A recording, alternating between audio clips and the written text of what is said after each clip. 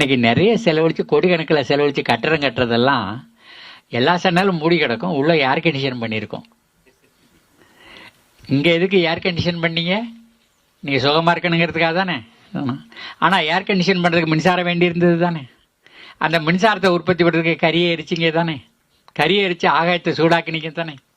அந்த கரியை எடுக்கிறதுக்கு பூமியை தோண்டிங்க தானே. அங்கேருந்தே இயற்கையெல்லாம் அழிச்சிங்க தானே. அதை தூக்கிட்டு வர்றதுக்கு பாதை போட்டிங்கல்ல, அங்கே எல்லாத்தையும் அழிச்சிங்க தானே. அதில் டீசலை ஊற்றி விட்டு அந்த ரயிலை ஓட்டினீங்க, அங்கே ஆகாயத்தை சூடாக்குனீங்க தானே. டீசல் எடுக்கிறதுக்கு அங்கே சுரங்கம் தோண்டிங்க தானே கடலில்.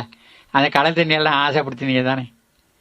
அப்போ நீங்கள் சுகமாக வாழணும்னு நினச்சி நம்ம சோத்தெல்லாம் அழிக்கிறதுக்குங்கிற எல்லாத்தையும் செஞ்சுட்டாங்க. அப்போ நம்ம என்ன பண்ணுறோன்னா இயற்கையிலேருந்து விலை போயிட்டுக்கிறோம். சரிதானா? ஆனால் உண்மையில் சுகங்கிறது இயற்கையை நெருங்கி போவது மட்டும்தான் இருக்குது.